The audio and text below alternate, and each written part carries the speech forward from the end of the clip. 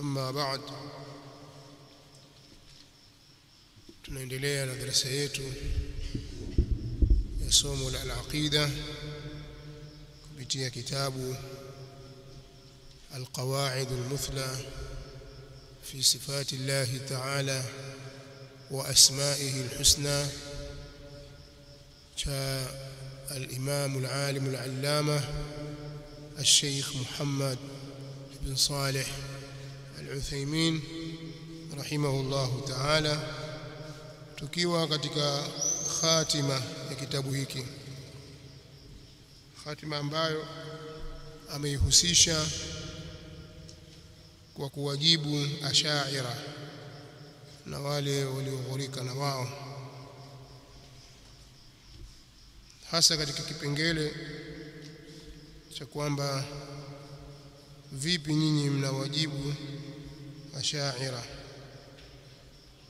na ahlu ta'wil na kusema kwamba madhhabu yao ni ya batil, na hali ya kuwa wao ndio wengi ambao nisba yao inaweza kufika 95 katika 100, yani asilimia 95 ya waislamu wote. Na vipi madhhabu yao itakuwa ni ya batil na hali ya kuwa imamu wao na kiongozi wao ni Abu al-Hasan Ali bin Ismail al-Ash'ari, ambaye nasabu yake inakwenda mpaka kwa sahaba mtukufu Abdullah bin Qais Abu Musa al-Ash'ari radiyallahu anhu. Na vipi madhhabu yao itakuwa ya batil na hali ya kuwa kuna fulani na fulani katika aima maulama wakubwa katika dini? Sheikh amejibu maswali yote haya. Katika mambo haya amejibu takriban maswali mawili, nimebaki swali la tatu ndio analijibu rahmatullahi ta'ala alayhi.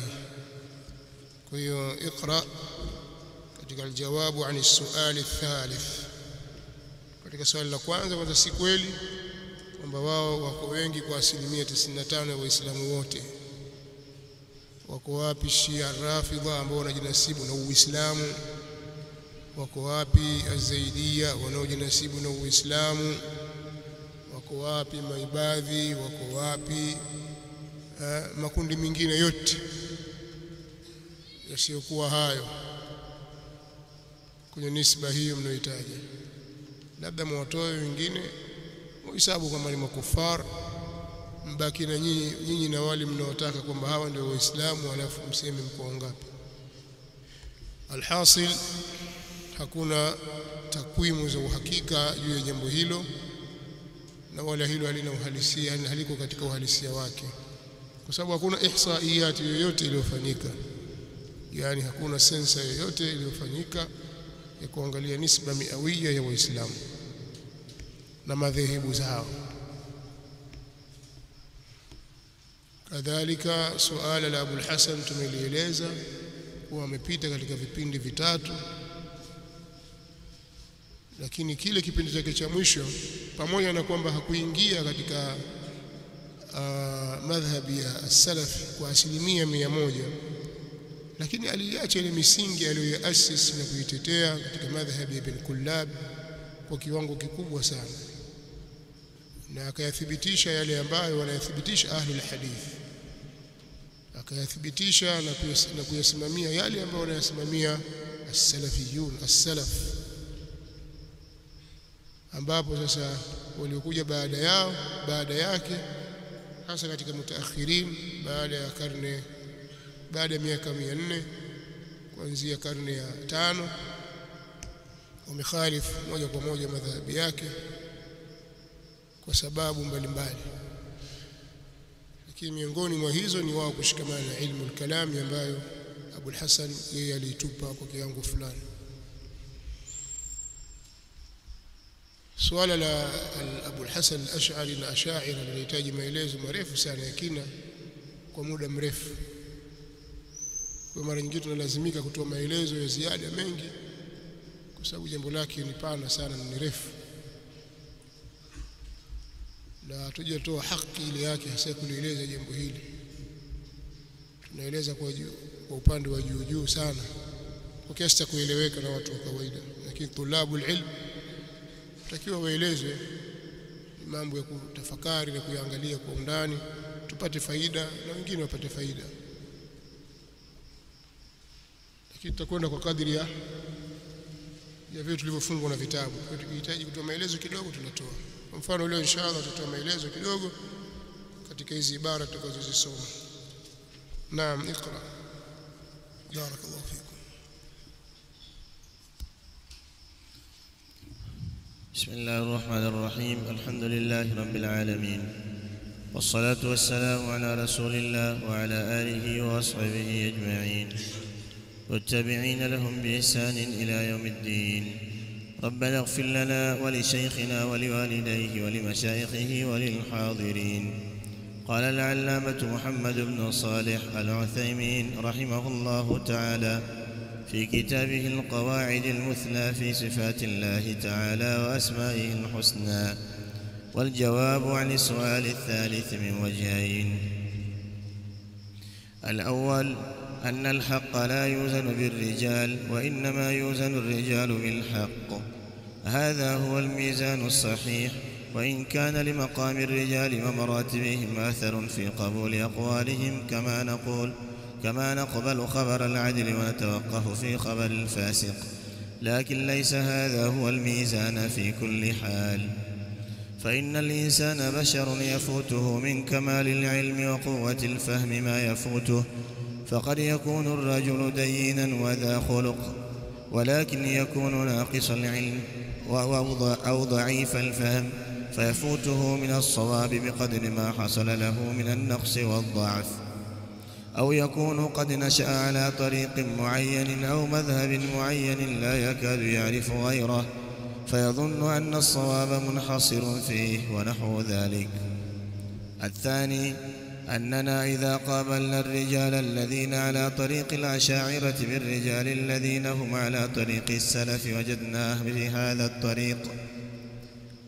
في هذا الطريق من هم أجل وأعظم وأهدى وأقوم من الذين على طريق الأشاعرة، فالأئمة الأربعة أصحاب المذاهب المتبوعة ليسوا على طريق الأشاعرة، وإذا ارتقيت إلى من فوقهم من التابعين لم تجدهم على طريق الأشاعرة، وإذا علوت إلى عصر الصحابة والخلفاء الأربعة الراشدين لم تجد فيهم من حذا حذو الأشاعرة في أسماء الله تعالى وصفاته وغيرهما مما خرج به الأشاعرة عن طريق السلف.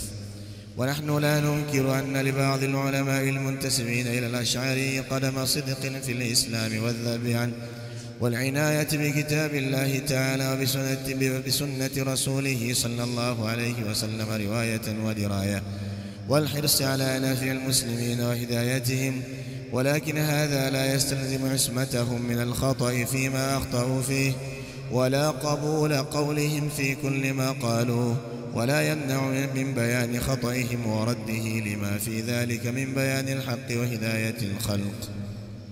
ولا ننكر أيضا أن لبعضهم قصدا حسنا فيما ذهب إليه وخفي عليه الحق فيه، ولكن لا يكفي قبول القول حسن قصد قائله، بل لا بد أن يكون موافقا لشريعة الله عز وجل، فإن كان مخالفا لها وجب رده على قائله كائنا من كان، لقول النبي صلى الله عليه وسلم: من عمل عملا ليس عليه أمرنا فهو رد.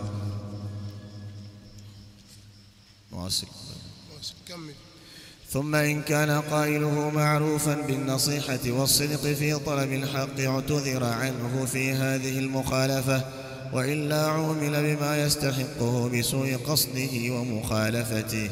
نعم. يقول رحمه الله تعالى في قواعده: والجواب عن السؤال الثالث من وجهين. Jawabu kuhusu swali la tatu liko katika wajihi mbili, katika njia mbili. Al-awwal, njia ya kwanza, anna al-haqqa la yuzanu birrijal, kwamba haki haipimwi kwa kuwatazama watu. Anna al-haqqa la yuzanu birrijal, kwamba haki haipimwi kwa watu, yani kwa kuwatazama watu. Wa inma yuzanu ar-rijalu bil haqq, na hakika hapana vingine, watu ndio wanaopimwa kwa haki. La yu'rafu al-haqqu bir-rijal, i'rif al-haqqa ta'rifu ahlahu. Nataka kusema hivyo shekhi, haki haijulikani kwa watu kwa kutazama watu, ijue haki ndio utawajua watu wake.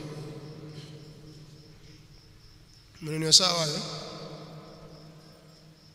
bila shaka الحق عزيز.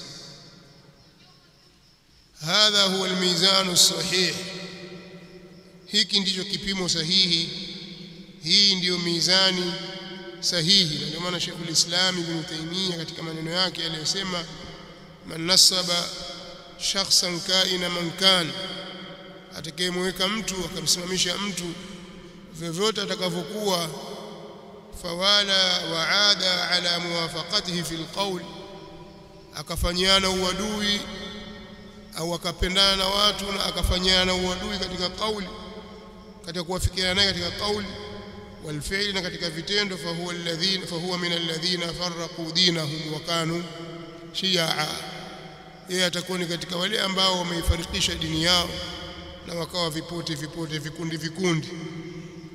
Haifai kufanya hivyo. Wewe angalia haki iko wapi, imesimama upande gani, alafu ifuate. Kuna watu wao ni hujja, watu maalum, wa huwa sabilul mu'minin almuhajirun wal ansar, kwa ujumla wao ni hujja, na sio kwa afradi wao kwamba mmoja mmoja. Inma alhujjatu fil athar au fil athar, hujja katika athar, lakini njia yao na wote wao kwa ujumla ni hujja, na ndio sabilul mu'minin, na ndio maana ya ijma'i, na ndio maana ya alqurun athalathatu almufaddala, ndio maana ya sunnatul khulafa'i ar-rashidin al-mahdiyyin. Kwa hiyo hao ni hujja juu ya yale ambao wameafikiana juu yake na juu ile njia walioipita. Mwingine yoyote hawi kama hivyo. Kwa hiyo haki haijulikani kwa kutazama watu, wala haipimwi kwa kutazama watu. Utapimwa watu kwa kutazama haki, na hiyo ndio mizani iliyo sahihi. Wa in kana limaqami ar-rijali wa maratibihim atharun, japo ikiwa yana makamu ya watu na daraja zao zina athari katika fi qabuli aqwalihim, katika kukubaliwa kauli zao. Wa in kana limaqami ar-rijali wa maratibihim atharun, ijapo kukiwa katika visimamo au katika makamu ya watu na maratibi zao na daraja zao kuna athar fi qabuli aqwalihim, katika kuzikubali kauli zao. Kama nakbalu khabar al-adli, kama vile ambavyo tunakubali habari ya mtu mwadilifu. Wanatawakafu fi khabari al-fasiq, na tutasimama kama tutaiacha, tutasita katika habari ya mtu fasik. Kusangaa kwa maana ya kusita, tutajizuia kwanza. Wanatawakafu, na tutasangaa, tutajizuia fi khabari al-fasiq, katika habari ya fasik ambayo atakuja nayo. Lakini laysa hadha huwa al-mizanu fi kulli hal, lakini hii sio mizani, si kipimo kwa hali zote, si kila mahali itakuwa hicho ni kipimo. Fa innal insana bashar, kwa sababu mtu yeye ni bashar, insani yeye ni bashar, ni mtu tu. Yafutuhu min kamali ilmi, inamfutu yeye ukamilifu wa ilmu, unamfutu yeye, unampita yeye ukamilifu wa ilmu. Wakati mwingine kuna baadhi ya mambo ya kielimu yamempita, au ukamilifu wa hiyo ilmu umempita. Wa quwwati alfahm, namfutu yeye nguvu ya ufahamu. Ma yafutu, kiasi ambacho kinamfutu, kwa sababu hakuna aliyepewa elimu yote. Faqad yakunu ar-rajulu dayyina, huenda akawa mtu ni mwenye kushikamana na dini. Wa dha khuluqin, ni mwenye tabia njema.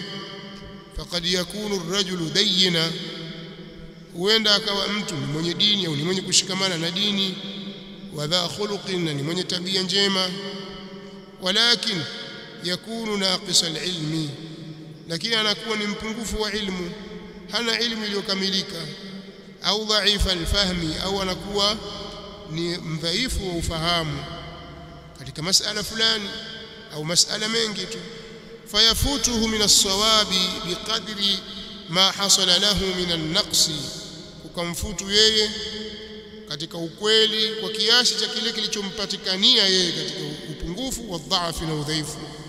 Fayafutuhu min as-sawabi, ukawa unampita yeye, unamfutu yeye katika usawa, biqadri ma, kwa kiasi cha kile ambacho hasala lahu min an-naqsi, kimempatikania yeye katika upungufu wa dhaifu na udhaifu. Au yakunu qad nashaa ala tariqin muayyan, au kuwa amekulia katika njia maalum, pengine mazingira aliyokulia, mashekhe waliomsomesha ni watu wana njia fulani, au madhhabi muayyan, au amekulia katika madhhabi maalum, la yakadu yu'rafu ghayru, hapakurubiwi kujulikana mingine yasiyokuwa hayo. La yakadu yu'rafu, hapakurubiwi kujulikana ghayruhu, yasiyokuwa hayo. Watu wajua madhhabu hayo tu, hakuna madhhabu mingine wanayojua. Fayadhunnu anna as-sawaba munhasirun fihi, akadhania kwamba usawa au vilivyo ndivyo, akadhania kwamba sawabu vile vilivyo ndivyo, usawa munhasirun fihi, ni wenye kudhibitiwa, ni wenye kudhibitika ndani ya madhehebu hayo au ndani ya njia hiyo.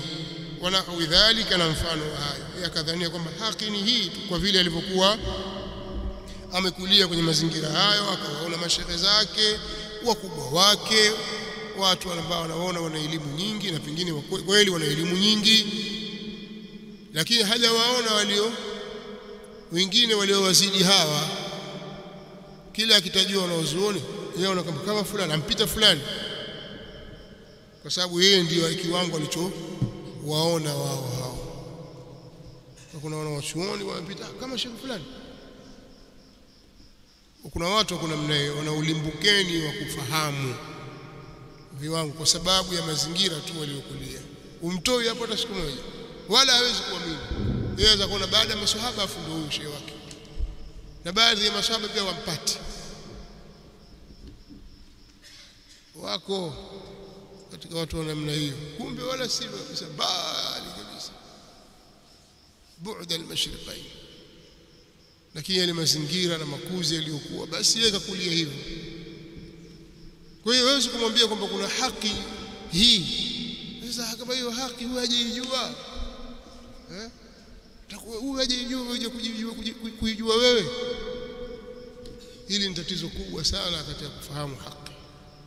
Katika sawari wa al-haq, moja ni hili, na limeumiza watu wengi ulimwenguni, nasallallahu alaihi wasallam. Sione taabu na mambo magumu kabisa, labda dawa imekuwa hivyo tu. Pengine ukienda huko Kongo ndani wana shehe wao wanaona baada ya masahaba nafuu yeye, hawaamini kwamba kuna sijui huko Makka, Madina, si wapi unaweza kumshinda huyu. Haiwezekani. Basi tu akili zao zimefungwa katika jambo hilo. Nimetoa mfano tu lakini ni mambo yamezagaa katika ulimwengu sehemu mbalimbali. Naam, kisha akasema hili jambo la kwanza hapa katika vipengele hivi viwili kwenye jawabu la tatu. Kwa ufupi atakusema kwamba haki haipimwi kwa kutazama watu, hiyo sio mizani ya kujua haki. Pamoja na kwamba kuna baadhi ya nyakati tutaangalia haki, akasema nani hapa katika habari watu waadilifu, mtu mwadilifu ndio amekuja na habari hii, na hapa huyu mtu fasik, tutachukuliwa habari mtu mwadilifu, sawa, kwa sababu ya aya ya ayyuhalladhina amanu in ja'akum fasiqun binaba'in fatabayyanu. Mafhumu yake ni kwamba akiwa ni mtu adilun fakhudhuhu, atakapokuja mtu fasiki na habari yoyote basi tafuteni uthibitisho. kama akiwa si fasik ichukue ni habari yake. Hivyo ndio mafundisho ya Uislamu. Au nususu zilizokuja kuainisha watu au jaili fulani, kuainisha watu kama walivyoainishwa kina Abu Bakar na Umar, kama walivyoainishwa makhulafa ar-rashidun, kama walivyoainishwa Mtume صلى الله عليه وسلم masahaba zake, man kana ala mithli ma ana alayhi al-yawm wa ashabi, kama walivyoainishwa watu al-qurun wal-mufaddala. Wengine baada ya hapo الناس سواسية كأسنان المشط.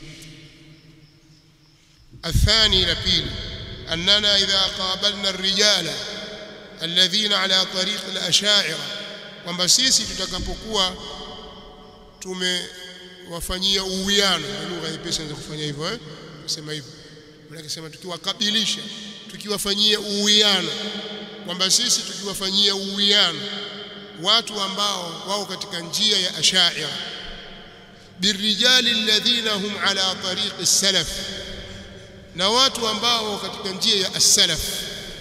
Tuchukue watu katika njia ya salafi hawa, watu walio katika njia ya Ash'ari ni hawa, tufanye uwiano. Wajadna fi hadhihi at-tariq, tutawakuta waliokuwa katika njia hii as-salaf hum ajallu wa a'zam wa ahda, tutawakuta wao ndio watu watukufu, ndio watu wakubwa zaidi, ndio walioongoka zaidi, wa aqwam, na waliokuwa katika unyoofu zaidi, min alladhina ala tariqi al-ash'ari, kuliko wale ambao katika njia ya Ash'ari. Mtu atasema itawezekana vipi wewe Muhammad ibn Abdul Wahhab au ibn Taymiyyah? La, fal a'immatul arba'a.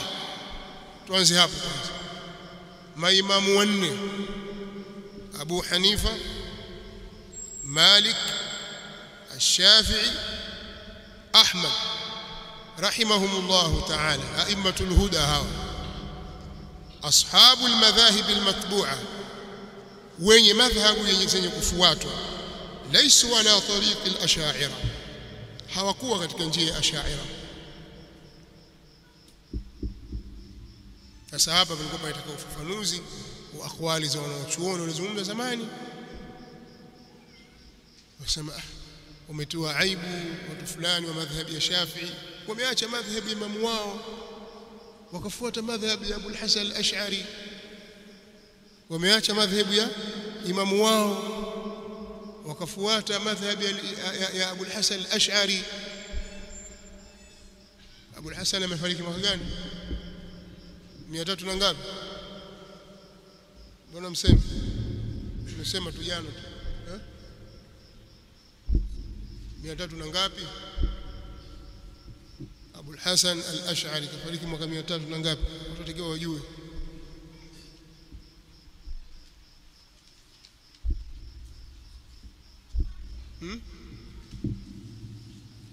Mia tatu na ngapi? Sisikii. 324. Sawa, ndio mwaka aliofariki Abu al-Hasan al-Ash'ari, ambapo al-Imam Shafi'i amefariki mwaka gani? Semeni haraka. Mwaka 204. Kutoka 204 mpaka 324, miaka 100 na ngapi? 120. Kwa hiyo tukigawa nusu hapo au thuluthi mbili, lakini miaka mwaka aliozaliwa Abu al-Hasan hujulikana, lakini tumpe miaka 80 kwamba kaishi miaka 80. Al-Imam Shafi'i alifariki miaka 40 kabla ya kuzaliwa Abu al-Hasan al-Ash'ari. Sasa ongeza 40 mingine alipokuwa katika madhhabi ya Mu'tazila, turudi pale pale kwenye 80, miaka 80. Sawa. Je, hapa kipindi chote hiki, kwanza hawa watu wote walikuwa kwenye kipindi hiki cha miaka 80 kabla Abu al-Hasan hajapatwa na uongofu na kusimama katika haki.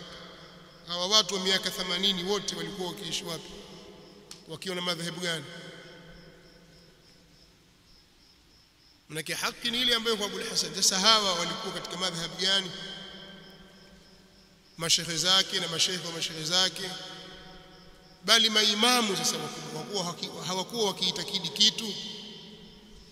Madhehebu yao yalikuwa ni yapi? Utasema madhehebu yao ndio yale, lakini Imam Shafi'i yeye akaja tukakusanya kile ambacho kimesemwa na maimamu akakitengeneza vizuri akawe ni imamu katika. Si kweli, sio kweli. Ndio maana madhehebu yake ni madhehebu ya khalaf, na hili hakuna anayelipinga. Na madhhabu ya imma ni madhhabu ya salaf, na baina ya madhhab ya khalaf na salaf bainahuma khilafun dhahirun bayinun, baina yao kuna khilafu iliyo wazi kabisa katika mambo ya msingi kabisa. Miongoni mwa hayo ni masala ya tumetaja jana mambo matano. Kwa madhhabi ya Ash'ari hawezi kuwa sawa sawa, kuna vitu kavitaja pale. Miongoni mwa hivyo nani anaweza kutaja ambavyo vinatofautisha? Ndio al-Faisalu. Naam, kwamba kwanza ni khilafu ya madhhabi ya salaf,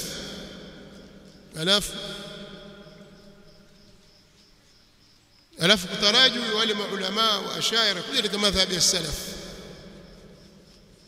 Tanaqud, jambo kubwa kabisa. Na kuna kingine na mustanaduhum, hapo ndo jambo kubwa kabisa. Musnadu haulai wa haulai,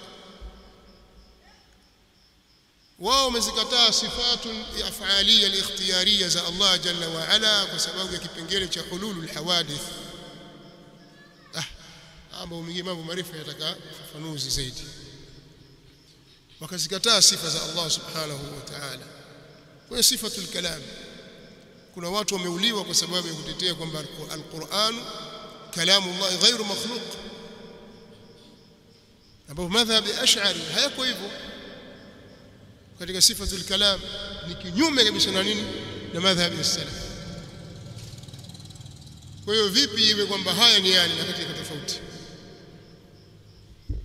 Tuendelee kidogo kwa sababu naona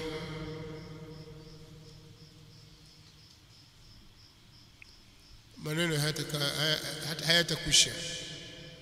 Alafu tutazungumza vitu hatutavidhibiti kwa wepesi, maana itakuwa kama vile muhadhara, tuelewe kwenye kitabu. Kwa hiyo tunapofanya mukabala, kwa maana kufanya uwiano baina ya imma wa Ash'ari na imma wa salaf ambao ni immatul huda, kwanza na immatul arba'a, chukua hao wanne na kuongezea wal hammadain, na Hammad wawili, Hammad bin Salama ibn Dinar na Hammad ibn Zaid ibn Dirham al-Jahdami, walikuwa katika madhhabi ya salaf. Kadhalika al-Auza'i, kadhalika as-Sufyanain, Sufyan bin Uyayna wa Sufyan al-Thawri, na al-Layth bin Sa'd. الليث بن سعد معروف إمام، وأبو عبيد القاسم بن سلام إمام، نشعبة بن الحجاج البسطامي، نا البخاري، نا مسلم، نا أبو داود، نا الترمذي، نا النسائي، نا ابن ماجه، نا الإمام شمس محمد ابن إسحاق بن خزيمة، ونميت إمام الأئمة في وقته. أنا كتاب التوحيد، na kitabu katika hadithi sahihi ya Ibn Khuzaimah. Abu Bakar Muhammad, kunia yake ni Abu Bakar Muhammad ibn Ishaq ibn Khuzaimah ash-Shafi'i, imamul a'imma. Kadhalika al-Imam Ibn Manda, Abu Nuaym al-Asfahani na mfano wa hao katika daraja yao. Utakapowafanyia ulinganifu hawa na imma wa Ash'ari utakuta ni mahali pambali sana. Ukisogea tena katika tabi'in au ni atba'u tabi'in, kile kwenye tabi'in utakuta Saidi wawili pale, Said bin Jubair na kuna Sa'id ibn al-Musayyib, maimamu wakubwa katika hadithi, kina al-Hasan al-Basri, wote katika madhhabi ya salaf, na waliokwenda katika mwendo wao kina Urwa ibn Zubair, kina al-Qasim bin Muhammad bin Abi Bakr, kina Sha'bi Amir ibn Shurahil na mfano wao. Hawakuwa katika njia ya Ash'ari, bali walikuwa katika madhhabi ya salaf, na baadhi yao maneno yao yamenakiliwa na maimamu katika vitabu vyao. Hakuna maneno yaliyo wazi kama maneno ambayo al-Imamu Dhahabi ameyanukuu kwa sanadi yake kutoka kwa al-Imamu al-Auza'i, kunna wattabi'una mutawafirun. Na tamalizia maneno tushasema mara nyingi, tukasema maneno kuhifadhiwa. Nani atasema? Jitolee, msikae tu kusikiliza hivi, ukiwa na nini pia mseme, mchangie. Kunna wattabi'una mutawafirun. Naam, inna Allaha mustawin ala arshihi. Mwisho sisi tulikuwa tukisema, na hali ya kuwa tabi'una wako wengi, tunasema kwamba Allah yuko juu ya arshi yake. Haya ni maneno yanayozungumza al-Auza'i, kama vile anaeleza ijma'i. Sasa tukifanya mukabala, sisi tunawapa Shafi mmoja tu, wataje wako. Tunawapa Ahmad bin Hanbali mmoja tu, hao wataje wako. Tutataje kina nani wewe? Umefahamu eh? Hatuja kwenda kwa masahaba. Jaili hicho na kizazi kilicho bora kabisa. Wa idha irtaqaita ila man fawqahum min at-tabi'in, tushawataja. Na utakapopanda juu, utakapopanda kwenda kwa waliokuwa juu yao katika tabi'in, kama hao tuliwataja: Sa'id bin Jubair, Sa'id bin al-Musayyib, Urwa ibn Zubair, al-Qasim bin Muhammad bin Abi Bakr, Amir bin Shurahil ambaye ni Ash-Sha'bi. Ukienda juu utawakuta hao, anasema lam tajidhum ala tariq al-ash'ari, hutawakuta wao katika njia ya ash'ari.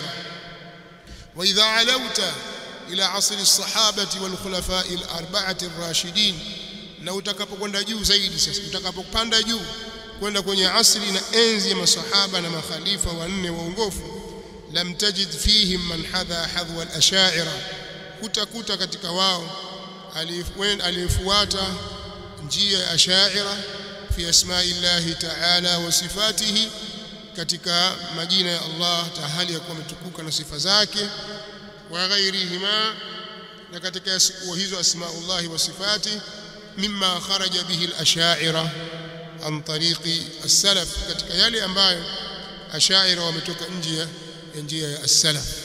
Sababu ash'ari katika asma wa sifat, katika masala ya iman, katika masala ya qadar, wamekhalif ahli sunnah wal jamaa katika masala ya qadar, wana maneno mabaya. Taarifu ya iman wana tanaqudhat, hawako sawa. Wa nahnu la nunkiru, na sisi hatupingi, anna li ba'dhi al-ulama al-muntasibina ila al-ash'ari, kwamba wana baadhi ya wanawachuoni wenye kujinasibisha na Abul Hasan al-Ash'ari wana nini? Qadama sidqin, utangulizi wa ukweli wao. Wana mambo ya utangulizi wema, wana utangulizi wema fil islami, katika Uislamu kuna mambo mengi mazuri wametanguliza, hilo halipingiki. Baadhi yao wako hivyo, wadhabi anhu, na kutetea Uislamu, walinayati bikitabillahi ta'ala, na kutilia umuhimu kukipatiliza kitabu cha Allah aliyekuwa ametukuka, walinayati bikitabillahi ta'ala, na kukipatiliza kitabu cha Allah aliyekuwa ametukuka. Wengine ni muqri'un, ni watu waliosomesha Qur'an na wana qiraat, na kuna watu wamepatiliza Qur'an kwa kuifasiri. Hilo jambo alipingiki, wapo. Wa bi sunnati rasulih sallallahu alaihi wasallam riwayatan wa dirayatan, na kuna kupatiliza vile vile sunna ya mtume wake sallallahu alaihi wasallam kwa riwaya, kwa mapokezi na kukufahamu sunna, wakaisherehesha sunna. Wapo waliopokea sunna na wakaipokeza kwa watu, kina al-Bayhaqi hao na wengineo. Kuna baadhi ya mambo al-Bayhaqi amewafiki mashaikh zake kina al-Juwayni, na mwingine amekwenda nao kinyume akawafiki madhhabi ya salaf. Ukisoma kitabu chake al-i'tiqad na kitabu chake al-asma' was-sifat, al-i'tiqad mujallad sahihi kabir na al-asma' was-sifat katika mujallad mbili zilizohakikiwa vizuri kabisa. Ukisoma utakutana na habari hizo. Al-Imam al-Bayhaqi na kadhalika wengineo, tutawataja baadhi yao insha Allah. Tukimaliza kusoma tutawataja baadhi yao. Katika masala ya diraya wakasherehesha, wao ndio shurah, wengi wao wakawa ndio shurah wa nini, wa hadithi za Mtume sallallahu alayhi wasallam, kama al-Imam Abu Bakar ibn al-Arabi mwenye Aridatul Ahwadhi akisherehesha Jami' at-Tirmidhi ala tafsiri Jami' ahkam al-Quran Abu Bakar ibn al-Arabi na wengineo wengi tu wafanya inaya ya sharhi ya hadithi za Mtume sallallahu alayhi wasallam. والحرص على نفع المسلمين, na kupupia juu ya kuwanufaisha waislamu, wa hidayatihim, na kupupia juu ya kuwaongoza hao waislamu. walakin hadha la yastalzimu ismatahum min al-khata'i, lakini hili halilazimu kukingwa kwao na makosa, kwamba wakiwa hivi basi wao hawakosei. Fima akhtau fihi, katika yale ambao wamekosea ndani yake, kwa wanawazuoni wamefanya hivi wamefanya vile, wana juhudi, haina maana kwamba watakuwa wamepatia kwa 100% katika yote. Wala qabula qawlihim fi kulli ma qaluhu, wala hailazimu hilo, halilazimu kukubali kauli zao katika kile walilolisema. Wala yamna'u min bayani khata'ihim wa raddih, na wala hilo halizuii kubainisha makosa yao na kuyarudi, kama wanavyofikiria baadhi ya watu kwamba ukishamrudi shekhe umemkosea adabu. Sio akilizo umezitoa wapi hao? Dini ingebaki kweli? Lakini hawa, kwa sababu hakuna waliosalimika katika kuwarudi wenzao. Ukisoma kwa mfano, ukimsoma tarjama ya Tajuddin Subki. Tajuddin Subki ni mtoto katika familia ya Subki, nadhani mtoto Taqiyuddin. Shekhi wake ni al-Imam al-Dhahabi. Al-Imam al-Dhahabi alipomletea tarjama Abu al-Hasan al-Ash'ari hakumtaja kusema Imam al-Imma al-Hujja, hakufanya hivyo, kataja kidogo tu, alafu tarjama yake mistari michache tu, hakumueleza sana, kwa maana hakumridhia. Hivyo katika tarikhi al-Islam Tajuddin Subki alizungumza maneno makali ya kumkosea adabu Dhahabi. Ungekuwa mashekhe wako katika mujassima katika kadha, ungefanya hivi, akamtia maneno chungu nzima ya su'ul adab, na ni shekhe wake. Nini? Kwa sababu hakumsifia sana Abu al-Hasan al-Ash'ari, kamtaja kidogo tu. Ukiangalia tarjama aliyoleta Abu al-Hasan al-Ash'ari al-Imam al-Dhahabi juu ya Abu al-Hasan al-Ash'ari na aliyoleta kwa Abu Bakr al-Baqillani, utaona kule ka fanya tafsiri na maneno mengi na akamsifu. Wanasemaje? Wanasema kwa sababu huyu Abu al-Hasan ameishi miaka mingi katika u'tizali. Kweli amesoma kwa Ibn Surayj na wengineo katika wanachuoni, lakini hajamakinika sana katika elimu ya ahli sunna wal jamaa. Kilichompa nafasi yeye kutangaa ni kuwa amewajibu sana Mu'tazila, anawajua, lakini madhhabi ya salaf hayajui. Ile ndio kondo walilozungumza. Kwa hiyo hawezi kuwa imamu al-aimma huku kwa sababu tu kaweza kule. Hiyo ndio hoja yao wanaohitaji. Sasa Tajuddin Subki akaja juu kabisa, amkosoa Dhahabi. Nini? Kwa sababu si mimi nimeandika kidogo, si kitabu changu mwenyewe, mbona nilaumu? Sasa hii ni njia wao wanapita wako nayo wanapozungumza wanawazuoni wa ahli sunna, wanawafanyia su'ul adab. Ukimwangalia Ibn Hajar al-Haytami anavomkosea adabu Sheikhul Islam Ibn Taymiyyah, maneno makali kabisa anazungumza, mpaka akaja al-Alusi akaandika kitabu Muhakamatul Ahmadain. Utaona wazi kabisa nake ni mwanachuoni amekuja kuyahukumu maneno ya wanawazuoni wawili. Utaona kuna masafa marefu kabisa baina ya huyu na huyu. lakini zile lugha alikuwa anazozitumia dhidi ya nani? Ya Sheikhul Islam Ibn Taymiyyah, kwa sababu tu amesimama upande wa madhhabi ya salaf. Sasa ni jambo wao wanalo, wako nalo na kukosoa wengine tena kwa lugha ngumu, ndio jambo lipo kwao, na wala wamchungi yoyote, bali uangalia mfano wakina Zainuddin Ahmad Zain Dahlani, Ahmad Zain Dahlani na wengineo katika masharifu wa Makkah na mashaikh mbalimbali, wanapomzungumza Sheikh Muhammad bin Abdul Wahhab, yale wanamzungumzia mtu muuni mmoja tu, la qimata lahu, la fahma lahu, mtu asiye ufahamu, jizuzu jinga fulani hivi halina maana. Ndivyo wanavyomzungumza, kiasi ambacho wanawatia ujasiri mpaka wafuasi wao wasio na ilmu dhidi ya nani? Ya wanazuoni wa ahli sunna wal jamaa. Hiyo ndio maslaki yao wanaokwenda nayo. Lakini wewe ujaribu kutia kasoro katika maneno ya mwanachuoni fulani kwamba hapa kakosea hili si sawa, ya wailak. Ndio haya Sheikh anasema hilo bwana halizuii sisi kubainisha makosa yao na kuyarudi. Kwa nini? Lima fi dhalika min bayani alhaq, kwa yale ambayo hupatikana katika hayo. Lima fi dhalika, kwa yale ambayo hupatikana katika hilo la kubainisha, hilo la kuwataja hao na kuweka sawa. Min bayani alhaqi, katika kubainisha haki, wa hidayati alkhalqi, na kuongoza viumbe, sababu ndani yake kuna uongofu kwa watu. Wala nunkiru aidan, na wala hatupingi vile vile, anna li ba'dihim qasdan hasana, kwamba baadhi yao wana makusudio yaliyo mazuri, nia zao ni njema, fima dhahaba ilayhi, katika lile ambalo mtu ameelekea, wa khafiya alayhi alhaq fihi, na ikajificha haki kwake yeye. Walakin la yakfi liqabuli alqawl husnu qasdi qailihi, walakin la yakfi liqabuli alqawli, lakini haitoshi kwa kuikubali kauli, haitoshi kuikubali kauli husnu qasdi qailihi, uzuri wa makusudiwa ya msemaji wake, kwamba huyu anayesema alikuwa ana nia nzuri, kwa sababu an-niyatul hasana la taj'alu al-bid'ata sunnah. Nia nzuri haifanyi bid'a ikawa ni sunna, itabaki vile vile kuwa bid'a, lianna al-ghayata la tubarriru alwasila, kwa sababu lengo na makusudio hayatakasi njia. Kama mimi ni yangu nzuri,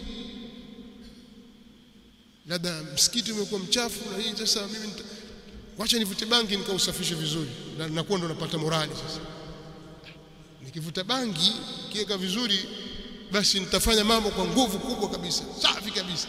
Sawa, nia yako nzuri, lakini bangi itabaki kuwa haramu. Kwamba ili sasa usiku niweze kukesha vizuri kabisa, nisipatwe na usingizi, nitasoma Qur'ani, lazima nile mirungi. Kwa hiyo wala mirungi, unajua sasa, unajua usiku Ramadhani kiamu na nini, sasa usingizi waona kwamba ule miraha, ule mirungi.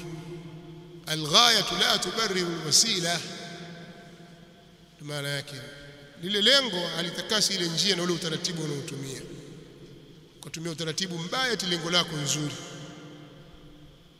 kwamba eti wamfurahikia mtume kwa kucheza ngoma. Alghayatu la tubarriru alwasila.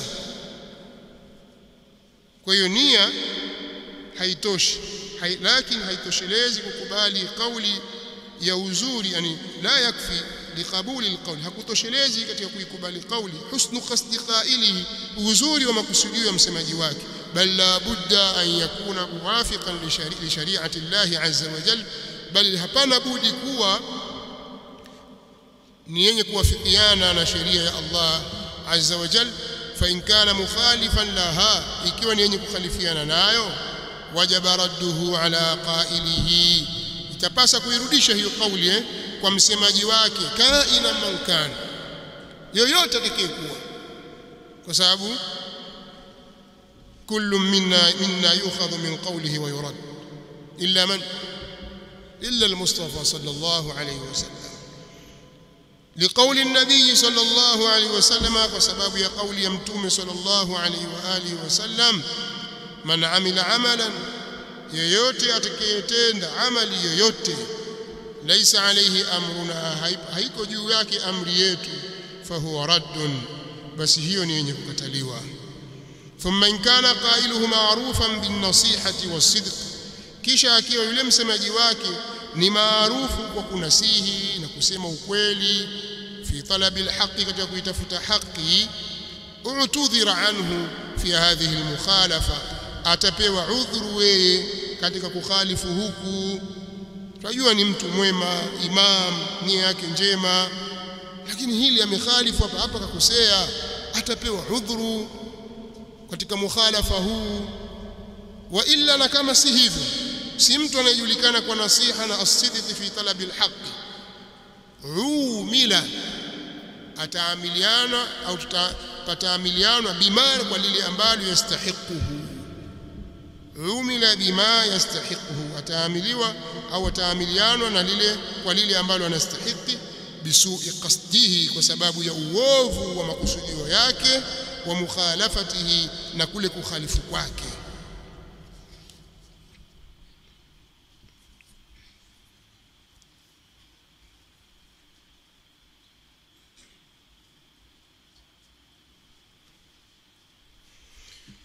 نعم فليؤذن المؤذن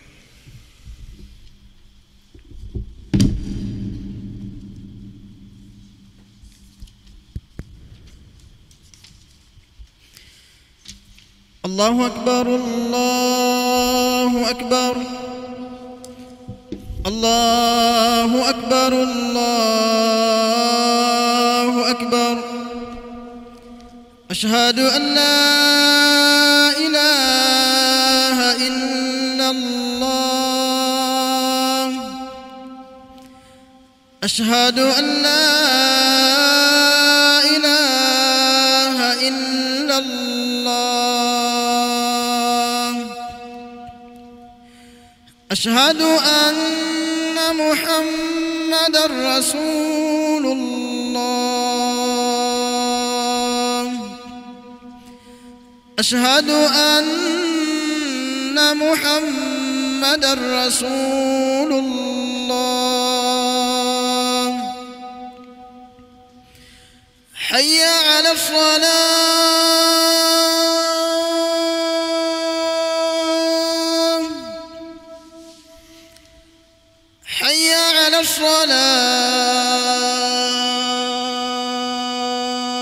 الصلاة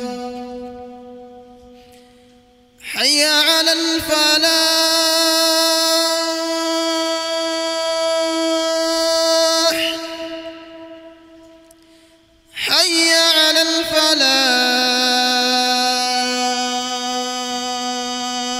الفلاح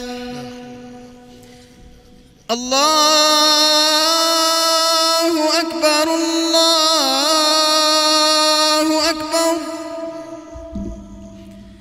لا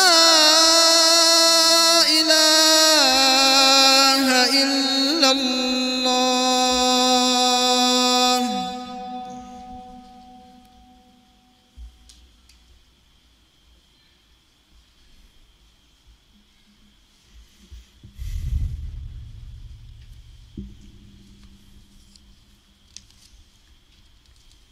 إن شاء الله tuendelee kidogo kwa haraka tutataja baadhi ya aima kibaru rijal al-ash'ira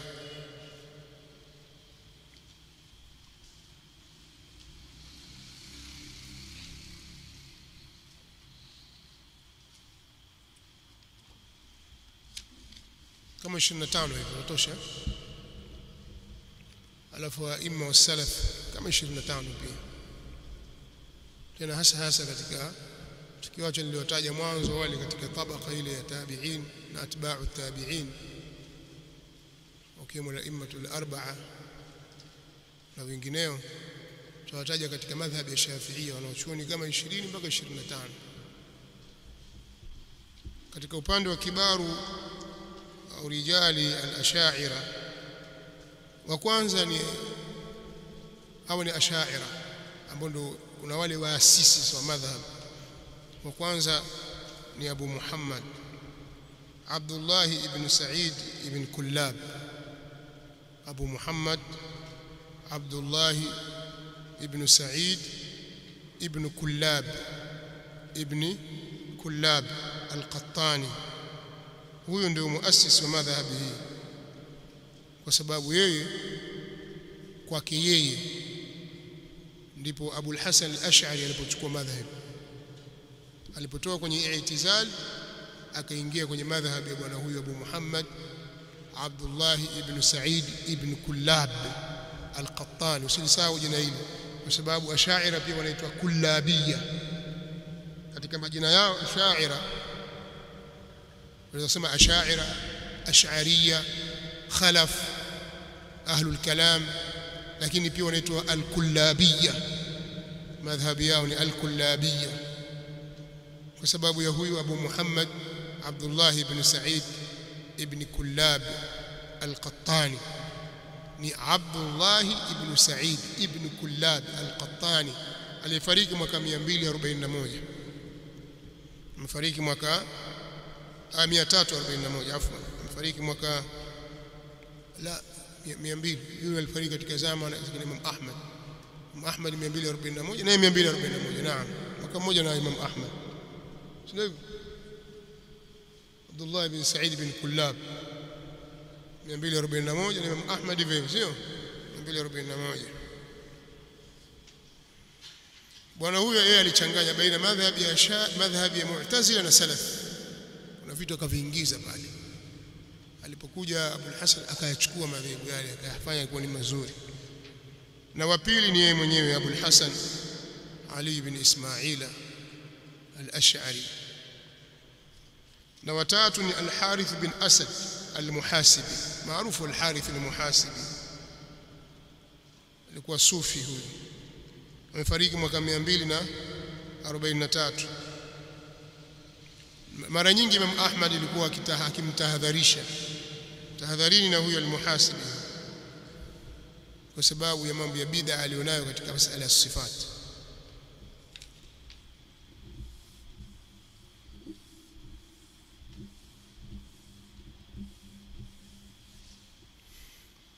Wengine ni mmoja katika wanaozuoni anaitwa Abu al-Hasan at-Tabari. Zingatia, huyu sio yule at-Tabari tunemjua sisi, Tabari wetu. Yule ni Muhammad bin Jarir, yule mwenye tafsiri yule, na ana kitabu kingine chaitwa Tarikhu al-Umami wal-Muluk au Tarikhu ar-Rusul wal-Muluk, na kitabu kingine chaitwa Sarihu Sunna. Yule ni wetu, yule ni katika maimu wa Salaf. Amefariki mwaka 310, sio? Yule ni mwingine. Nazungumza hapa, nimemzungumza hapa ni Abu al-Hasan at-Tabari, amefariki mwaka 380. Huyu ni katika wanafunzi wa al-Imam wa Abu al-Hasan al-Ash'ari mwenyewe.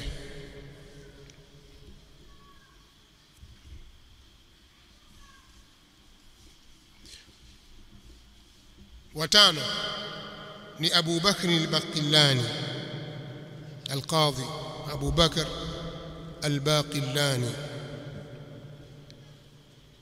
Huyu alikuwa ndio sababu kubwa ya kuenea madhhabi Ash'ari, bali ndio anasabika katika ile tabaka ya mutaqaddimin.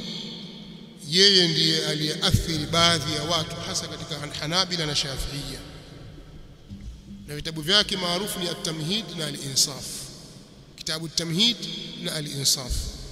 Amefariki mwaka 403.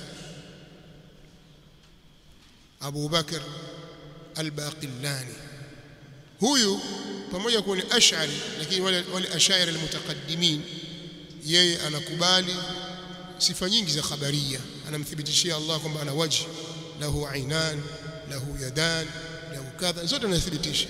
Na uluu Allah na istiwa'uhu ala arshi pia anathibitisha, kama alivyokuwa Abu al-Hasan.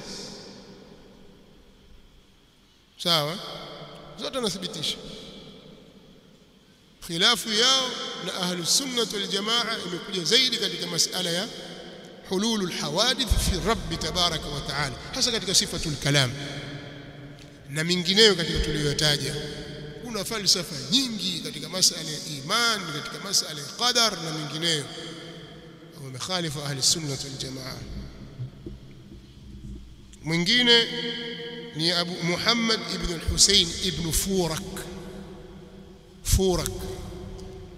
Tutamaliza kweli ukisema 25 yani utaja tu 50. Sasa hivi tutakuwa tu 6. Abdullah Muhammad ibn Husayn ibn Furak alifariki mwaka 406. Muhammad ibn Husayn ibn Furak huyu alisoma kwa Al-Bahili ambaye ni mwanafunzi wa Al-Ash'ari, na yeye kasomesha wanafunzi wakubwa katika Ash'ari. Katika wanafunzi wake ni Al-Qushairi mwenye risala ile maarufu Risalatul Qushairi, na Imam Al-Baihaqi pia amesoma kwa huyu. Kwa nani? Kwa Ibn Furak, na ameathirika na shekhi wake Al-Baihaqi. Huyu ndio alimuathiri Al-Baihaqi, wa illa alikuwa ni mtu katika anafuata sunna na mwelekeo wake uko hivyo. Katika masala ya sifatul ikhtiyariyya lillah anathibitisha, na sifatul khabariyya anathibitisha baadhi yake, lakini masala ya uluullah anafanya ta'wil ajib kwa sababu ya nani? Ya Muhammad bin Husayn ibn Furak, shekhi wake.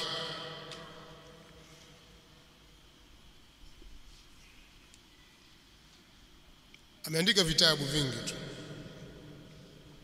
Mwingine ni Abu Sulaiman al-Khattabi, yeye ni mwanachuoni muhaddith, nafahamika al-Khattabi. قال الخطابي قال katika masala ya mustalah al-hadith tasikia kuna kauli yake mara katika shuruhi za hadithi.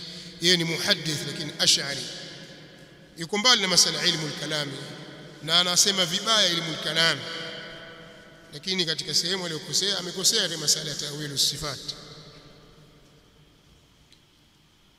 Mwingine wangapi? 7.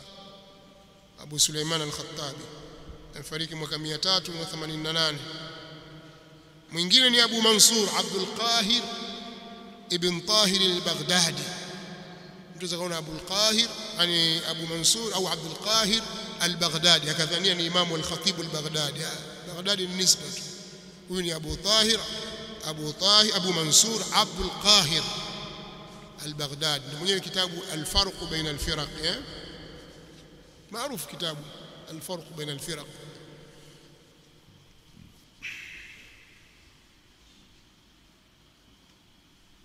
Huyu ameleta mambo mengi mageni katika washaira, wale waliotangulia hawakuyaleta, lakini huyu akayaleta mengi. Miongoni mwa hayo ni kupinga zile sifatul khabariya zote, kaliyad wal wajhi au masala khabarul wahid kwamba la yufidu al-ilma. Huyu Abu Mansur Abdul Qahir ibn Tahir al-Baghdadi alifariki mwaka 429. Mwingine ni Al-Baihaqi al-Imam, muhaddith shafi'i ash'ari, na kwa sababu yake yeye basi watu wengi walifitinika, kwa sababu ni imam katika hadithi. Al-Baihaqi rahmatullahi ta'ala alayhi wa ghafara Allahu anhu. Huyu ni kama al-Khattabi, hawa ni katika waliopinga ilmu al-kalam, katika ashaira waliopinga ilmu al-kalam, yeye ni mmoja wapo. Kwa hiyo watu wengi waliingia katika washaria kwa sababu ya makana ya mtu huyu. Anathibitisha sifatul khabariya kama nilivyosema, lakini ana yunkiru ulu Allah ta'ala ala arshihi taban li shaykhihi Ibn Furak. Al-Baihaqi amefariki mwaka ngapi? Mwaka 458, katikati ya karne ya 5. Mwingine ni Abu al-Qasim Abdul Karim al-Qushairi. Huyu ni mutakallim sufi, na katika ahlul kalam tena sufi. Na huyu sasa wa huwa awwalu man adkhala as-sufiyya au at-tasawufa wa wailatiha ala almadhhab alash'ari. Yeye ndiye mtu wa kwanza aliyeingiza madhhabi ya usufi katika uash'ari.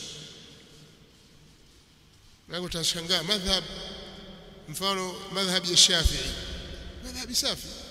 Kuna watu wakaingiza madhhabi ya Ash'ari katika madhhabi ya Shafi'i, na wengine wakauingiza usufi katika madhhabi ya Shafi'i, vikaungana kiasi ambacho mtu akiambiwa huyu ni Shafi'i, basi haraka haraka itakuwa ile khurafi Ash'ari. Wenyewe huko nyuma safi kabisa, hawakuwa na vitu hivyo. Imam Shafi'i anapinga masala ya tasawuf, hii sufia hii ya kucheza ngoma, anapinga ile Imam Shafi'i. Imam Shafi'i anapinga ilmu al-kalam na hukumu yake ni kali katika hili. Vipi sasa Ash'ari, Sufi, Shafi'i? Tambia Shafi'i madhhaba wa Alawi tariqatan wa Ash'ari aqidatan. Kwani huyu Shafi'i hakuwa na tariqa? Huyu Shafi'i hakuwa na aqida? Mpaka madhhabi itakafurui yeye tu, ni yeye, lakini katika mambo mengine yeye hafai tena. Si hivyo haya. Kwa hiyo Abul Qasim Abdul Karim al-Qushayri alifariki mwaka 465. Huyu ndio mtu wa kwanza aliingiza madhhabi ya usufi katika Ash'ari, pia kupitia kwa mtoto wake Abdurrahim. Na huyu Abdurrahim alileta fitna kubwa baina ya Ash'ari na ahli sunnati al-Hanabila, vita vikubwa. Mtoto wake kaleta fitna kubwa katika umma. Mwingine ni Abu al-Maali al-Juwayni, wanamuita Imam al-Haramain, Abdul Malik Abu al-Maali al-Juwayni.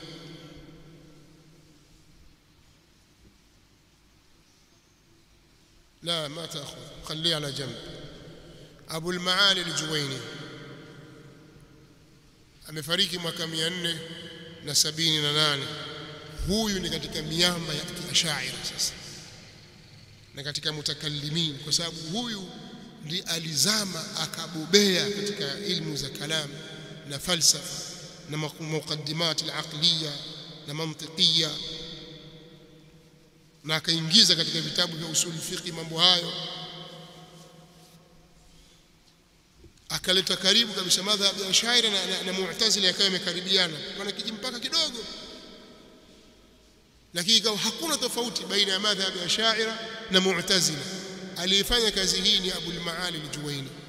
Ikawa tofauti yao katika masala ya ru'yatullahi, kwamba Allah ataonekana akhira, kwa tafsiri wanaoileta wao, ambao ukirudi kwa undani ni kama vile wanavyosema Mu'tazila.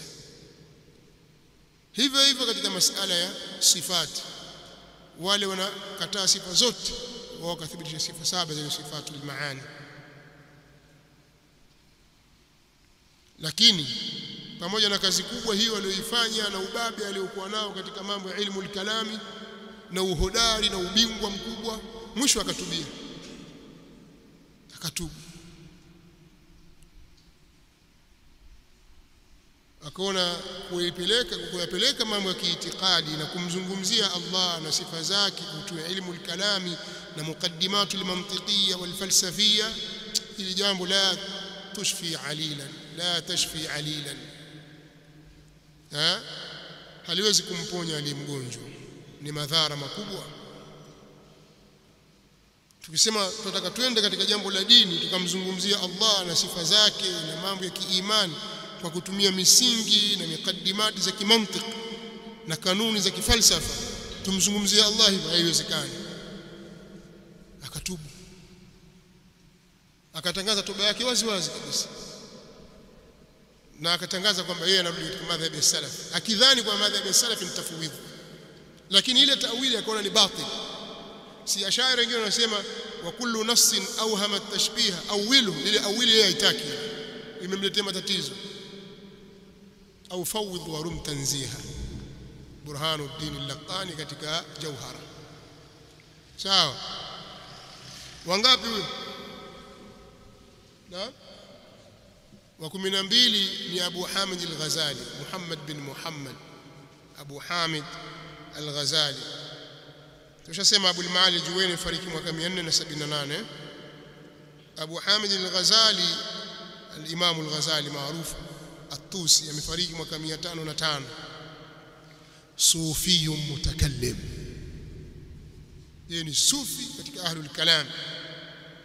Yeye anamili zaidi kwenye falasifa, katika mafalasifa, yani madhhabi yake inamili zaidi kwa mafalasifa kuliko katika madhhabi ya ahli sunna na mingineyo.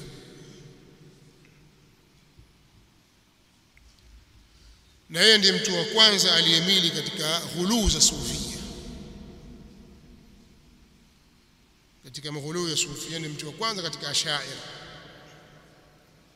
na anatafsiri sifati kwa tafsiri za kisufi. Ana vitabu vingi ameandika. Ihya Ulumuddin ni ushahidi katika hili, mmoja katika hili, na Qawaid al-Aqaid. Lakini mwisho umri wake alitaraja na akatubu, ghafara Allahu lahu, alitaraja akatubu. Mtu mwingine ni Ibn Tumart, Ahmad ibn Tumart, Ahmad al-Barbari. Sawa, naye pia alikuwa ni mutakallim sufi. Huyu bwana ana chembe chembe za ushia, manake alidai pia umahdi, kwamba ni mahdi atoka sehemu za Afrika huku ya kaskazini, kenda akasoma huku Baghdad huku. Kwa ana chembe chembe za ushia, za itizali, ukhawarij. Aliporudi kule kwao ilikuwa kuna daula ya salafia inaitwa Daulatul Murabitin. Akawakusanya barabira wenzake, babas, wakaja na misimamo, wakadai kwamba ni mahdi, akawakufurisha salafiyin, wakaipindua ile dola, wakasemesha daula inaitwa Daulatul Muwahhidin, ambao ni ashaira, ni muwahhidina wao, na wengine wakawa damu zao ni halali, waliua watu sana. Usoma historia ya Daulatul Murabitin na Daula al-Muwahhidin na mambo yaliyopita baina yao, tara al-ajab al-ujab. Wangapi tayari? Tabidi fi 15 tu. Mwingine tutaja kwa haraka haraka, wengine tutawaacha. Ibn Asakir, Ibn Asakir tutawaacha wengine, lakini Ibn Asakir siwezi kumwacha.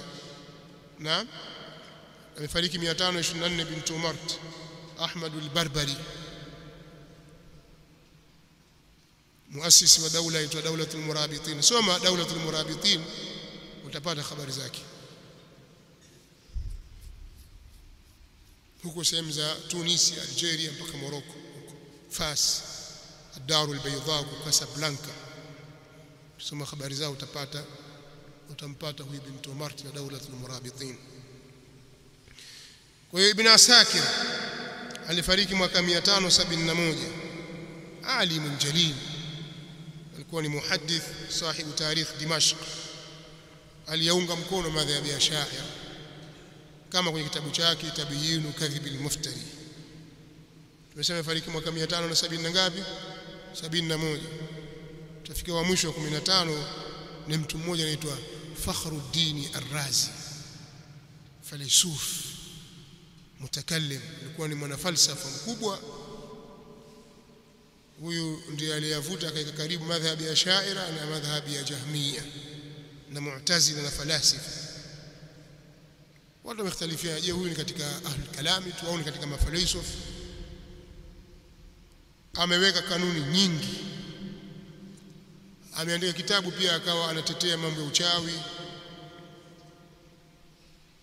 kwamba wafaa kutumia sihiri, fanya hivi. Ameandika vitabu hivi na maneno ya kuwafanyia tani baadhi ya masahaba kama kina Muawiya na wengineo. Katika vitabu alivyoandika ni tafsiri. Inaitwaje tafsiri yake? Maarufu Tafsiru Razi, lakini jina lake Mafatihul Ghaib. Kajaza mambo yote unayojua wewe huko duniani, mafalsafa na watu gani huko. Lakini mwisho wa yote taba wa raja'a fi akhir hayatihi wa nadim, alitubu akataraja mwisho umri wake kabisa. Jamani, mimi basi haya mambo haya mimi basi, usumbufu wote, walafu baadaye akaja akatubu. Wallahu ghafurur rahim innahu kana tawwaba. Hawa watatosha.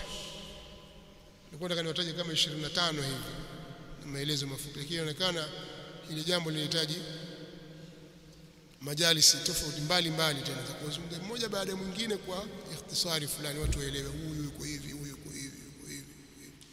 Pengine jambo litawafungukia kidogo. Wallahu ta'ala a'lam wa a'lam. Sasa sije wataja maulama wa salaf, itakuwa haki kweli tutaja upande mmoja tu, alafu mmoja sema na tufanyaje? Na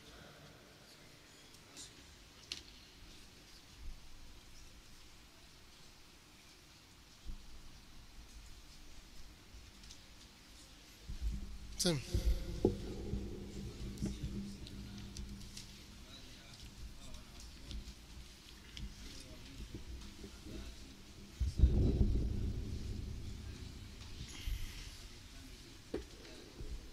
Abu al-Maali al-Juwayni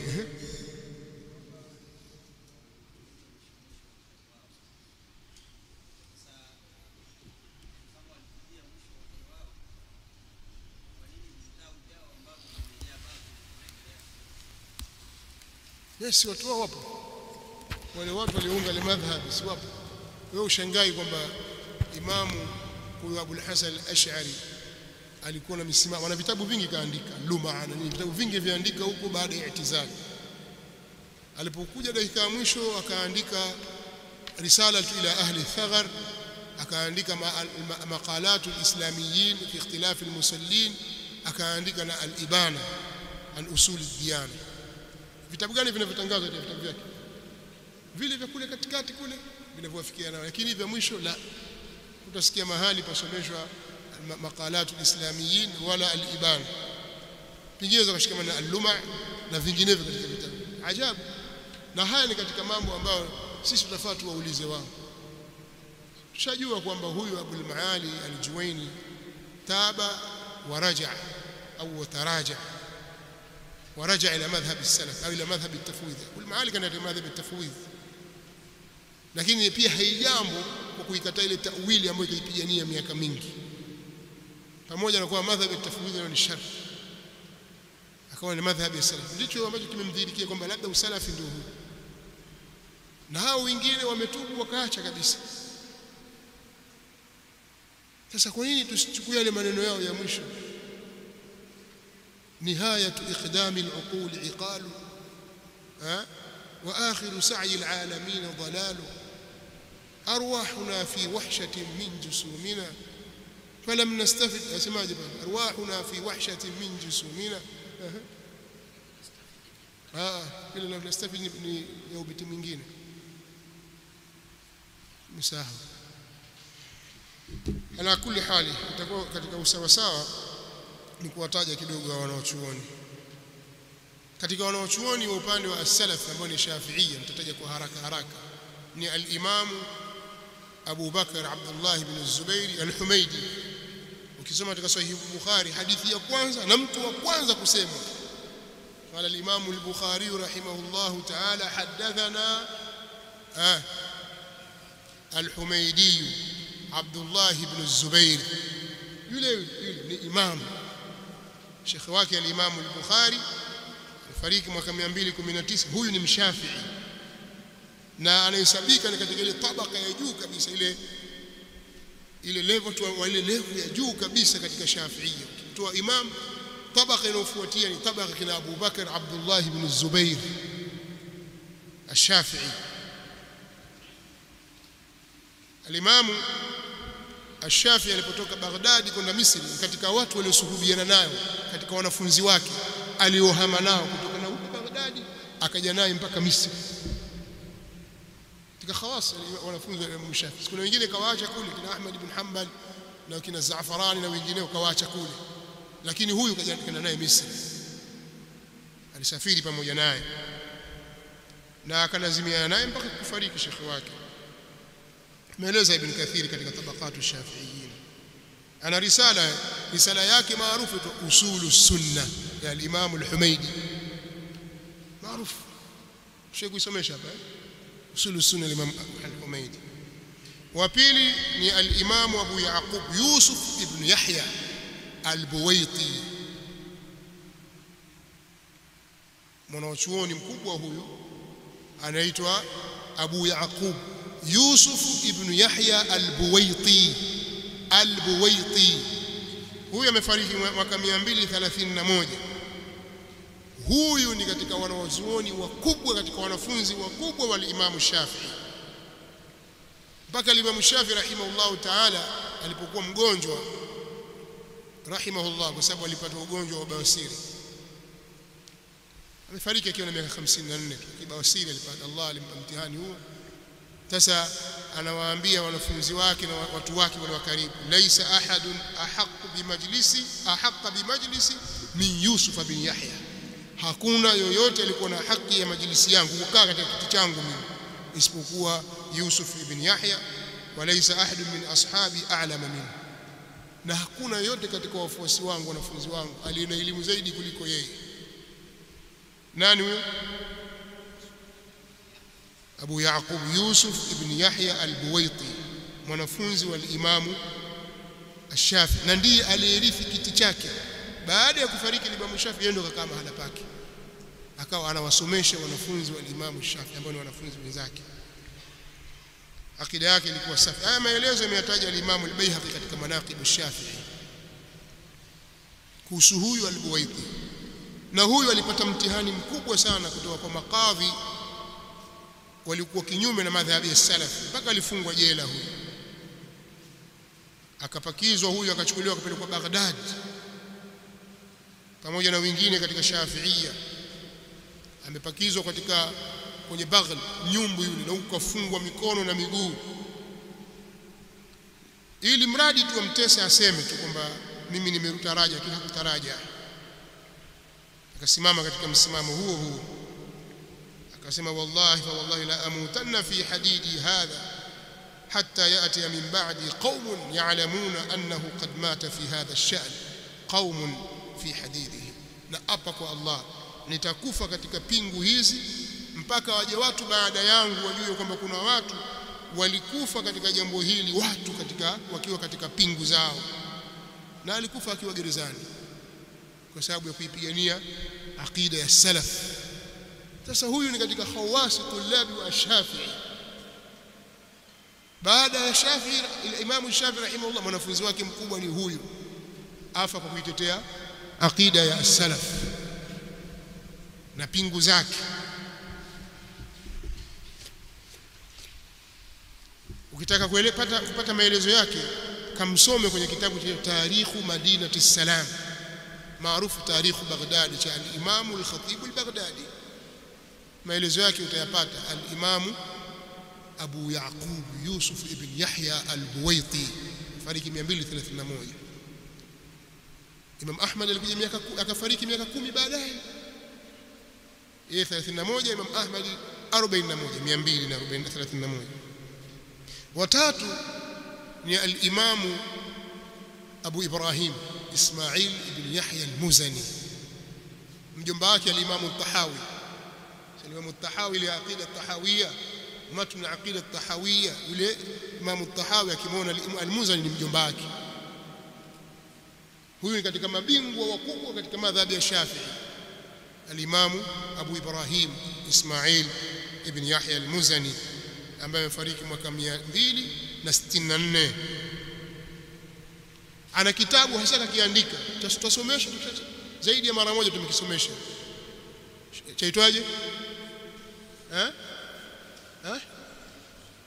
Sharh as-Sunnah, Usul as-Sunnah, Usul as-Sunnah ya al-Imam al-Muzani, Usul as-Sunnah ya al-Imam Ismail ibn Yahya al-Muzani Abu Ibrahim.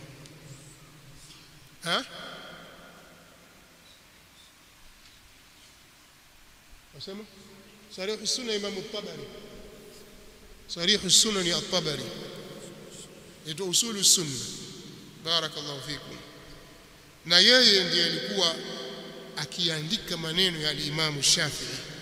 Ana nafasi kubwa sana katika madhhab. Mwingine wangapi? Al-Muzani amefariki 264. Mwingine wanatoka wangapi? Wanne tatu. Tumsaba al-Buwaiti, al-Humaydi, al-Buwaiti na al-Muzani. Ndio. Kumbe bado sana. Ni al-Imam Ibn Surayj. Kuna watu wakitaja silsila zao za elimu wanafika naye amesoma kwa Ibn Surayj. Ndio huyu sasa. Al-Imam Ahmad bin Umar Ibn Surayj as-Salafi. Ndipo mara nyingi tuwauliza hii silsila na hii nasab katika mambo yote au katika baadhi ya milango na ya maulidi na hivi na aqida. Ibn Surayj anaitwa Ahmad bin Umar bin Surayj, anaitwa Al-Bazul. Lakabu yake ndio kuita Al-Bazul Ashhab. Ndio maana yake Al-Bazul Ashhab, Al-Bazul kozi wa kijivu, kwa sababu al-Bazul ni ndege inaitwa kozi. Kwa kozi al-Ashhab yule al-akhbar, Al-Bazul Ashhab kozi wa kijivu. Alifariki mwaka 306. Kwa sababu gani walimuita hivyo? Alikuwa ni bingwa katika wanafunzi wa Shafi'i. Baadhi ya wanawachuoni wanasema kwamba huyu alikuwa ni bingwa kuwashinda wanafunzi wengi wa Imam Shafi'i rahimahullahu ta'ala. Ameandika risala qayyima katika masala ya aqida. Al-Imam Ibn al-Qayyim ameinukuu yote katika kitabu Ijtima'u Juyush al-Islamiyya fi ghazw al-Mu'attila wal-Jahmiyya. Kisoma katika kitabu chake Ijtima'u al-Juyush amenukuu kitabu cha al-Imam al-Bazil al-Ashhab. Aina antum wa haula ar-rijal? Mko wapi na watu hawa? Hawa imma salaf al-Imam Ahmad ibn Umar ibn Surayj. Mwingine katika wanaochuoni wakubwa kabisa katika madhhabi ya Shafi'i na maimamu wa Kiislamu ni al-Imam Muhammad bin Ishaq ibn Khuzaimah. Wao wenyewe wanamuita Imamul A'imma, ni imamu wa maimamu. Muhammad ibn Ishaq ibn Khuzaimah mwenye kitabu ana Sunan ibn Khuzaimah, lakini ana kitabu chaitwa At-Tauhid.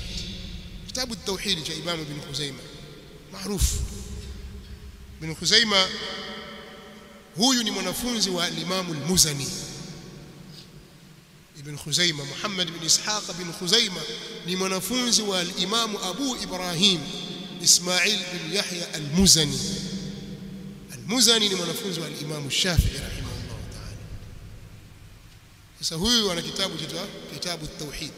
Baadhi yao wamefikia kumkashifu. Kusoma vitabu, mjingi mkiwa mnafuatilia kusoma vitabu, ukimsoma huyu kuna baadhi wamefikia kumkashifu na kitabu chake kikashifu wakakiita kitabu shirki. Nini? Kwa sababu tu ana madhhabu yake ni madhhabu ya salaf. Bas Imamul A'imma Muhammad bin Ishaq bin Khuzaimah katika kitabu At-Tauhid, wewe uje baadaye baada ya miaka 100 ngapi huko kitabu shirki. Ajibu. Amefariki Ibn Khuzaimah mwaka 312. Imam al-Muzani rahimahullah ta'ala ma'a jalalati makanatihi wa uluwi ka'bihi, pamoja na utukufu wa nafasi yake na kwamba yuko katika mahali pa juu kabisa, alikuwa anatangaza kabisa, asema wazi, anasema Ibn Khuzaimah a'lamu bil hadithi minni. Ibn Khuzaimah a'lamu bil hadithi minni. Huyu Ibn Khuzaimah huyu ni mwanafunzi wangu huyu, lakini anazijua zaidi hadithi kuliko mimi, anishinda huyu kwenye tabaqatu ash-Shafi'iyya au tabaqatu al-fuqaha ya Ash-Shirazi. Amesema amenukuu maneno haya. Haya, mwingine ni imamu mkubwa Abu Mansur Muhammad ibn Ahmad al-Azhari. Fingesa mbona kama tumjui al-Imam Abu Mansur Muhammad al-Azhari huyu ndio mwenye kitabu cha Tahdhibu al-Lugha, قاموس اللغة العربية من أنفع كتب اللغة العربية التي حث على العلماء وعلى الاستفادة منها. تهذيب اللغة الإمام الأزهري أبو منصور محمد بن أحمد الأزهري amefariki 370. mwingine ni al-Imam Abu Bakr Ahmad bin Ibrahim al-Ismaili, kuna al-mustakhrajat mustakhraj al-Ismaili. Huyu Abu Bakr Ahmad bin Ibrahim al-Ismaili ana kitabu cha I'tiqadu A'immati al-Hadith, ndio kitabu sasa akizungumzia aqida ya as-salaf hii ambayo watukana nayo mawahabi. Nani hii? Yeye ameandika kitabu, amefariki 371.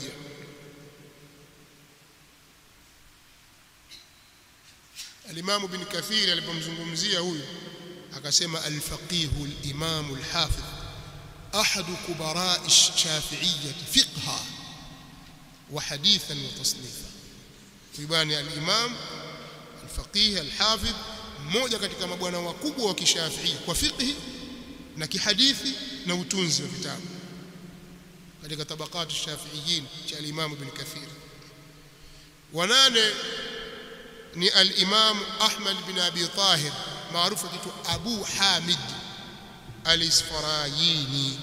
Abu Hamid, kuna Abu Ishaq al-Ash'ari Isfarayini, huyu ni Abu Hamid Ahmad bin Abi Tahir, katika wanachuoni wakubwa katika Shafi'iyya. Ibn Kathir anasema shaykhu ash-Shafi'iyyah bila mudafa'a, alikuwa huyu bwana ni sheikh wa mashafi basi na upinzani, hata yuqalu lahu ash-Shafi'i ath-thani, mpaka ikawa anasemwa kwamba huyu ndio Shafi'i wa pili maarufu. Imamu huyu katika madhhabi ya Shafi'iyya alikuwa ni kiongozi wa tariqa katika tariqa mbili za Shafi'iyya. Ipi hiyo? kuna tariqatul Iraqiyin na kuna tariqatul Khurasaniyin al-Marawizi. Abu Hamid al-Isfarayini alikuwa katika tariqa gani? Tumesoma na mapamphlet tukaandika hifadhi, kuna tariqa hii na tariqa hii. Tutataja kesho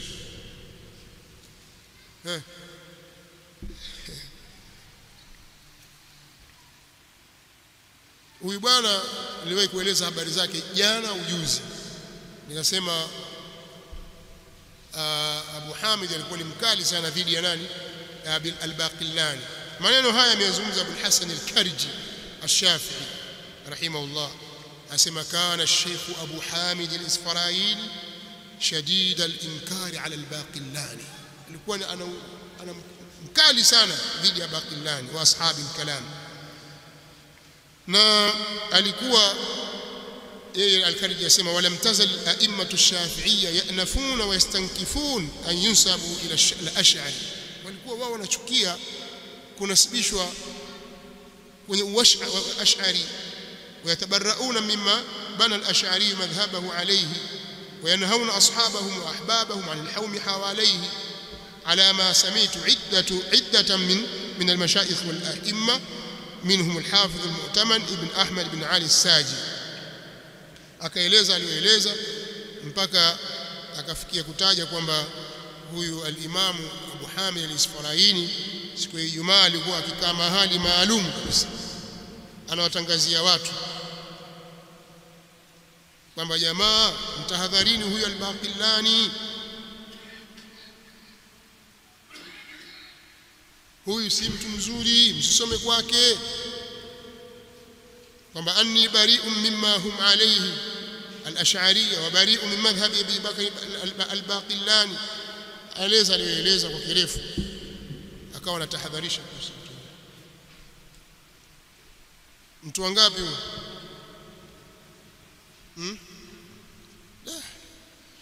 Haya, mwingine katika wanawachuoni wakubwa wa 9 huyu ni al-Imam al-Alam al-Shahir Abu al-Qasim Hibatullah ibn al-Husayn al-Lalakai. Abu al-Qasim Hibatullah ibn al-Hasan al-Lalakai at-Tabari pia amefariki mwaka 418. Huyu ndio mwenye kitabu kikubwa mausua ya ahli sunna inaitwa Sharh Usuli I'tiqadi Ahli Sunna. Sharh Usuli I'tiqadi Ahli Sunna ya Al-Lalakai, alikuwa ni mshafi'i. Sharh Usuli I'tiqadi Ahli Sunna wal Jamaa ni mausua ilimejaa mambo mengi sana. Ibn al-Qayyim anamtaja, anasema ahad a'immat ashabi Shafi'i. Shafi'i ni mmoja kati ya maimamu wa wafuasi wa Shafi'i. Hapa itabidi tufike 10 tu, 9 tayari. Wa 10 tushaeleza amefariki mwaka 418. Wa 10 ambaye ndio wa mwisho tutamueleza na maneno yake kidogo ni al-Imam Abu al-Qasim Sa'd bin Ali az-Zinjani. Az-Zinjani rahimahullah amefariki katika mwaka wa 471. Al-Imam al-Dhahabi rahimahullah ta'ala katika al-Ulu lil-Ali al-Ghaffar ambaye kujifanyia ikhtisar na Sheikh al-Albani katika Mukhtasar al-Ulu amemtaja huyu kwenye kurasa wa 260 kwamba kana rahimahullah min du'ati sunnah wa a'da'i al-bid'ah. Zinjani katika wafuasi wa Imam Shafi'i, katika wanafunzi wake, katika maimamu wa madhhabi ya Shafi'i. Ana kasida inaitwa Raiya katika sunna. Kusomesha hapa ila Zinjani ndio tadabbar kalam Allah wa atamid al-khabar wa da'an ra'yan la yulaimuhu athar wa nahja al-huda falzamhu waqtadi bil ula hum shahidu at-tanzila 'allaka tanjabir. Katika Ramadhani moja, kwa mwezi wa Ramadhani tulikusomesha kitabu cha al-Imam az-Zinjani rahimahullah ta'ala. Kaandika abiyati kadhaa akithibitisha aqida ahli sunna na akataja watu wa bid'a, akamtaja Abu al-Hasan al-Ash'ari na wengineo akawajeruhi. Tosha au nawazidishia mmoja, Sheikh Abdul Qahir ابن محمد ابن عبد الواحد ابن محمد التبريزي. الشيخ عبد القاهر ابن عبد الواحد ابن محمد التبريزي huyu katika wanachuoni walikuja baadaye mwaka 740 ndio amefariki. Mwaka 740. Huyu ni shekhi wake al-Hafidh al-Dhahabi, ndio nimemtaja. Ni shekhi wake al-Hafidh al-Dhahabi. Na al-Imam al-Dhahabi akanukuu kutoka kwake kasida ya shekhi wake akaitaja. Nitasoma baadhi ya beti zake msikie kwa haraka. At-Tabrizi asema kam baina ba'in al-ajra'i wa ramatin wa la'la'i min qalbi sabbin muja'i sakrani wajdin la ya'i تراه ما بين الحلل جريح أسياف المقل فارفق به ولا تسل عن قلبه المضيع ود الحمى فأخلص إذ حقه قد حصحص فوده أن يخلص من الحضيض الأوضع إلى المقام الأول وماهد الأنس الحلي والمربع السامي العلي سقيا له من مربعي رحلت عن ذاك الفضا لا باختياري والرضا فيا زمانا قد مضى إن عاد ماض فارجعي. akaendelea katika maneno yake mpaka kuleta katika masuala ya sifati huko, asema wala tuawil ma warad lillahi min sam'in wa yad وقل هو الله أحد قول امرئ متبع وإنه عز وجل كلم موسى ذا الوجل لما تجلى للجبل جهرا كلاما مسمعي أو جهرا كلاما مسمعي أصغى إليه فوعى بأذنه ما سمع ثم أجاب مسرعا جواب ثبت أرواعي ولا توافق من غوى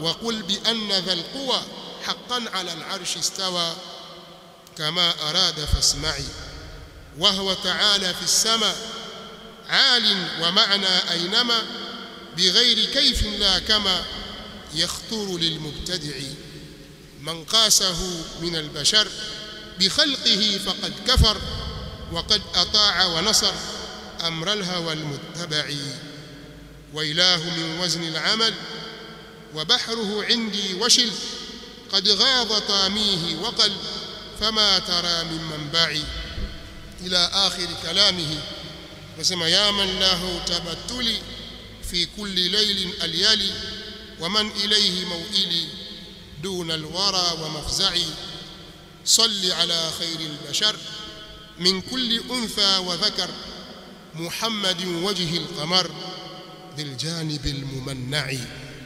يقول الإمام التبريزي شيخ الذهبي رحمه الله تعالى ameyataja haya الإمام الذهبي katika vitabu vyake alipokuwa akielezea tarjuma yake shekhi huyu.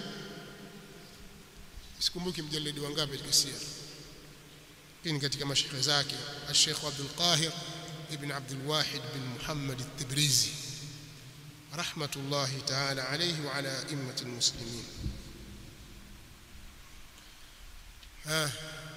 hawa kwa hawa wapo kwa wapo. Nasallallahu alayhi wasallam. Tusalini, muda umekwenda sana.